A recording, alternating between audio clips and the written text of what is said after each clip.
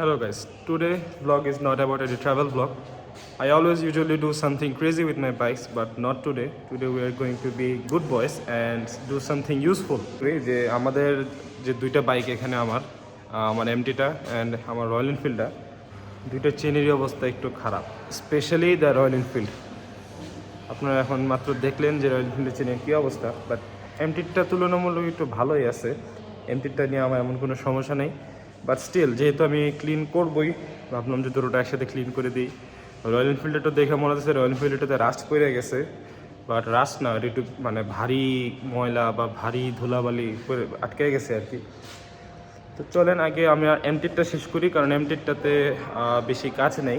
দেন করবো রয়্যাল এনফিল্ডটা, দেন দুইটা বাইককে একটা মাস্টার ওয়াশ দিব। এই তো আপাতত প্ল্যান। দেন আমার ইচ্ছা আছে পলিশ করার। আমি এটা পলিশ আনছিলাম, দুইটাতে একটু অ্যাপ্লাই করে দেখবো কেমন লাগে। তো let's go and continue the video. আমার এমটিতে ইউজুয়ালি কোনো ডাবল স্টার নাই, সো আজকে আমি আপনাদের একটা ট্রিক দেখাবো। যদি কারো কাছে ডাবল স্টার না থাকে কারো বাইকে, কীভাবে আপনাদের বাইকটা ডাবল স্টারের মতোই ওয়ার্ক করে, চেন লিউক বলেন চেন ক্লিন বলেন সেই ক্ষেত্রে ইউজ হয়। যার জন্য আমাদের লাগবে দুটা কাঠের টুকরা, দেখাতেছি আপনাদের। এই যে এই দুইটা লাগবে আমাদের। এটা দিয়ে আমরা সামনের চাকাটাকে সাপোর্ট দিব যাতে মোটরসাইকেল না লড়ে, অ্যান্ড এটা দিয়ে আমরা পিছনে চেসিতে লাগাবো।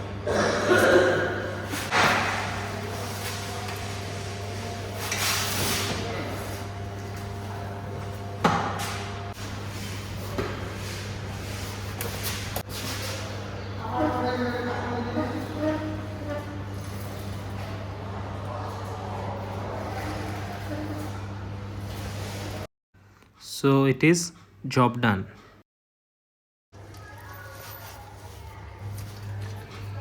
প্রথমে আমাদের এরকম একটা ব্রাশ নিয়ে নেওয়া লাগবে এবং ডিজেল অথবা কেরোসিন দিয়ে আপনারা চেইন ক্লিন করতে পারেন, বাট ডিজেলটাই বেস্ট। দেন হালকা করে চেইন একটু স্প্রে করে নেব, স্প্রে করে দেন এটাকে ব্রাশ দিয়ে ভালো মতো স্ক্রাব করতে হবে। মেক শিওর করবেন যখন চেইন ক্লিন করবেন আপনার বাইক যেন অফ থাকে, না হলে আপনার বড় ধরনের কোনো ইনজুরি হতে পারে।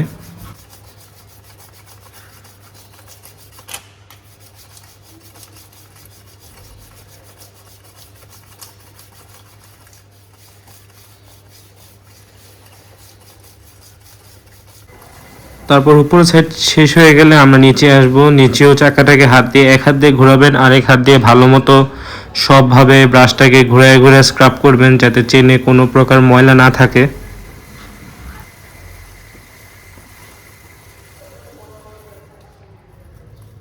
দেখতেই পারতেছেন আমি এখানে আমার ব্রাশটাকে 360 ঘুরায় বারবার বিভিন্ন জায়গা থেকে ময়লা সরাইতেছি এবং চেন থেকে অনেক বেশি ময়লা পড়ছে।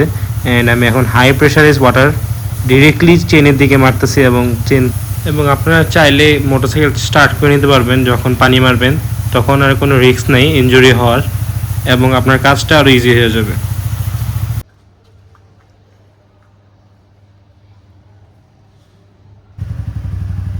সো গাইস, দেন এসে বললাম রয়্যাল এনফিল্ডের পিছনে চাকাটা হাত দিয়ে ঘোরানো খুবই টাফ। চাকাটা খুবই শক্ত হয়ে থাকে, মানে ঘুরতে চায় না সহজে। সো আমি চেন থেকে যত দূরে সম্ভব আমার হাতটাকে রেখা সেফলি এবং খুবই প্রিকশনের সাথে পিছনের চেনটাকে ক্লিন করতেছি। এটা আপনাদের নিজের রিস্কের উপর যদি আপনারা পারেন সব থেকে বেস্ট হবে হাত দিয়ে চাকাটাকে ঘোরানো। আর যখন পিছনে ক্লিন করার সময় আসে, যখন আমার হাত স্প্রকেটের কাছে ছিল, তখন আমি বাইকটাকে নিউট্রাল করি এবং আস্তে আস্তে চেনটাকে ধরে টান দিই এবং পিছন দিক দিয়ে ক্লিন করতে থাকি, যার ফলে আমার ইনজুরি হওয়ার রিস্ক অনেক কমে যায়। দেন আমি বাইক ওয়াশ করা শুরু করি। তো এটার জন্য আমি এটা বাইক ধোয়ার গ্লাভস পরি এবং এক মগ পানিতে কিছু শ্যাম্পু আর পানি মিক্স করে নিই অ্যান্ড বাইকটাকে স্ক্রাব করা শুরু করি অল ওভার দ্য বডি। আপনারা একটা ছোট্টখাটো টাইমলেস দেখেন, আমি ততক্ষণে বাইকটা ধুতে থাকি।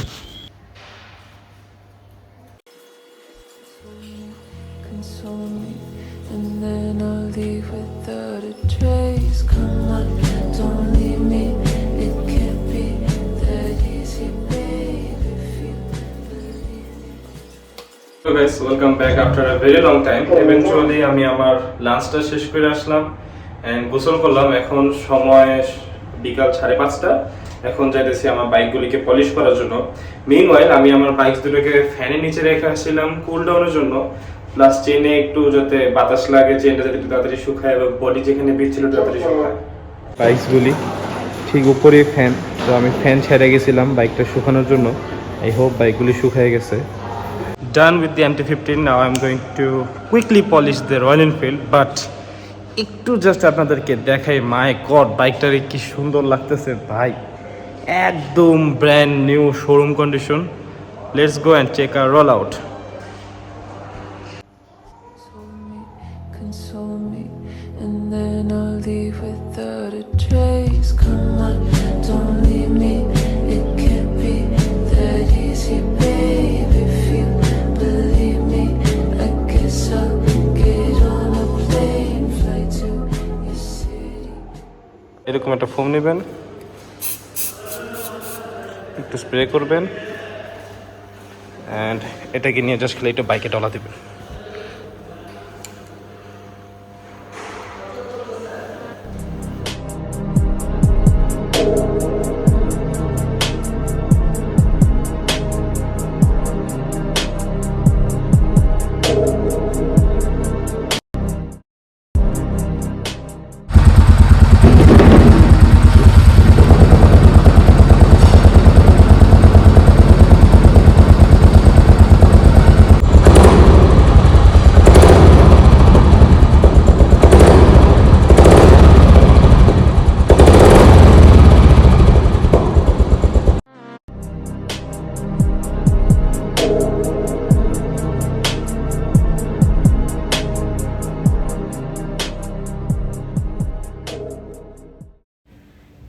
জব ডান। আমার দোনোটা বাইকেরই পলিশের কাজ শেষ। জাস্ট লুকসটা দেখেন এটার, যেহেতু এটা ফুল মেটাল, খালি মানে শাইন করতেছে সব দিক থেকে। ওভারঅল খুব ভালো কাজ হয়েছে। এমটিটাও খুব চোসভাবে শাইন করতেছে, দেখতেই পারতেছেন ব্র্যান্ড নিউ। শোরুম থেকে বের হলে গাড়িটা যেমন থাকে, মানে বাইকটা সেম রয়্যাল এনফিল্ডেও, বাট রয়্যাল এনফিল্ডের চাক্কায় এখানে অনেকগুলি ঘাট সার্কার, যার কারণে ভিতরে যাওয়া যায় না। এলে ওই যে ভিতরে কিছু প্লাস্টিক পার্ট আছে, ওইগুলি পেন্ট করলে আর অনেক সুন্দর লাগতো দেখতে। বাট এছাড়া এখানে সব কিছু পলিশ করা শেষ, ট্যাঙ্কও পলিশ করা শেষ। সিটটাকে আমি এখন একটু মাইক্রোফাইবার কাপড় ভিজা একটু ডলাতে দেবো, নাহলে সিট স্লিপ করবে। ইঞ্জিনটা একটু পলিশ করতে হবে, আমি ভুলে গেছিলাম। এই সাইডটা, ওই সাইড আমি করছি, এই যে এই সাইড একদম চকচক করেছে, ওই সাইডটা একটু ডলা দিতে হবে। আর এছাড়া এগুলি সব শেষ, এগুলি একদম ব্র্যান্ড নিউ। এই যে মাস্টার সিলিন্ডারও একটু হালকা পলিশ করছিলাম, ব্র্যান্ড নিউ। সো এই পলিশ করার পিছনে সব থেকে বড় রিজন হচ্ছে 2-3 দিন পর ইলেকশনের কারণে মোটরসাইকেল এখন চলাচল বন্ধ। আর আপনাদের খুব একটা ভালো ইনফরমেশন দিয়ে রাখি, মোটরসাইকেল কখনও ময়লার সাথে ঢাকা রাখবেন না। এটা আপনার পেন ড্যামেজ করতে পারে, আপনার লোহার পার্টসে রাস্ট আনতে পারে, এটসেট্রা অনেক বেশি সমস্যা হয়। প্লাস মোটরসাইকেলের ট্যাঙ্ক খালি রাখা যাবে না, ট্যাঙ্ক সবসময় ফুল রাখার চেষ্টা করবেন যদি বাইক সপ্তাহখানি কোনো জায়গায় স্টোর করে। আমার এমটি ট্যাঙ্ক ফুল, এটাতেও অলমোস্ট 3-4 লিটার তেল আছে, so not a big deal, but empty tank full, এটা হচ্ছে বড় কথা। তো দোনোটা বাইকের এখন আমি একটা ফাইনাল টাচ দিব, ফাইনাল টাচ দিয়ে দেন ঢেকে দেবো। আর আজকে ভিডিওটাও এখানে শেষ করে দেবো। একটু আপনাদেরকে দুইটা বাইকের সাউন্ড শোনাবো একটু পরে। আমার দোনোটা বাইকে একটু কোল্ড স্টার্ট দেওয়া লাগবে, এমটি সকাল থেকে এখন পর্যন্ত স্টার্ট হয় না একবারও। রয়্যাল এনফিল্ডটাও আমি 1-2 বার স্টার্ট করছি ওয়াশ করার সময়। তো চলেন আমরা ফাইনাল টাচটা দিই অ্যান্ড আপনাদের একটু সাউন্ডগুলি শুনি।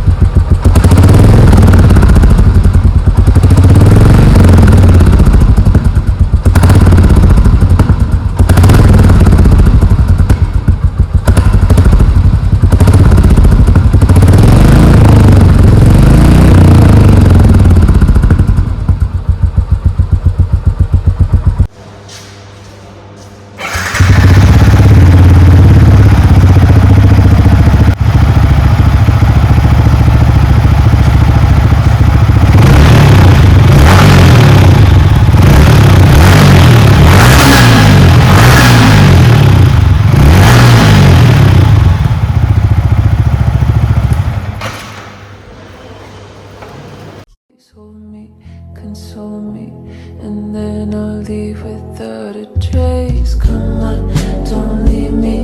It can't be that easy, babe. If you believe me, plane, fly to your city. Where are you now? Another dream. The monsters running wild inside of me. I'm faded. I'm faded. So lost. I'm faded. I'm faded. So lost, I'm faded.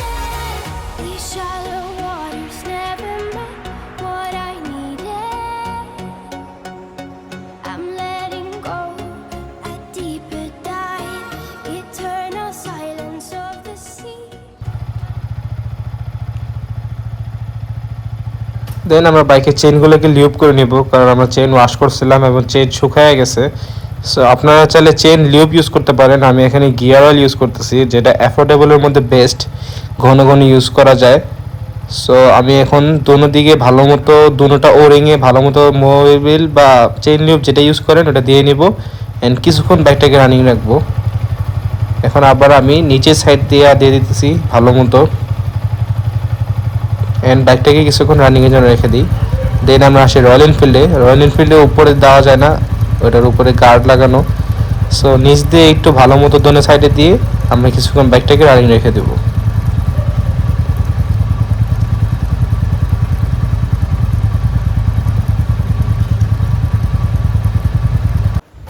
দেন কিছুদিনের জন্য শেষবারের মতো বাইকটাকে কিছুক্ষণ worm আপের জন্য রাখা বাইকটাকে আমি ঢেকে দিই।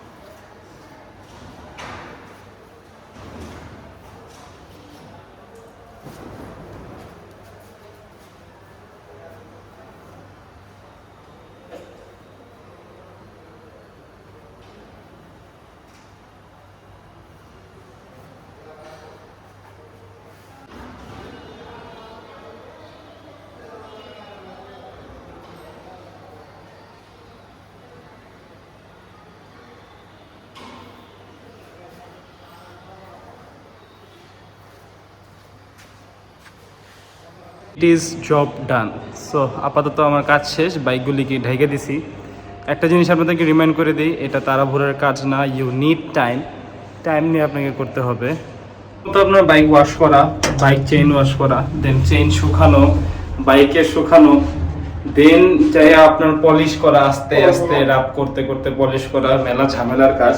So you need time. তাড়াহুড়ো করলে কাজটা একদমই খারাপ হবে অ্যান্ড কিছু জায়গায় মানে মার থেকে যায় যে এখানে তাড়াহুড়ো করে পলিশ করা হয়েছে, গোল গোল দাগ পড়ে যায়। সো চলেন বাসায় যাই ভিডিওটাকে এন্ড করি। করতেছি আজকের এই ইনফরমেটিভ ভিডিওটা আপনাদের কাছে ভালো লাগছে। আমি চেষ্টা করবো এরকম আরও কিছু ইনফরমেটিভ ভিডিও বা আপনাদেরকে শেখানো টাইপ ভিডিও আরও নিয়ে আসি। দোয়া করবেন আমাদের জন্য। সবার সাথে দেখা হইতেছে খুবই শীঘ্রই। Tata, bye bye, see you. আসসালামু আলাইকুম।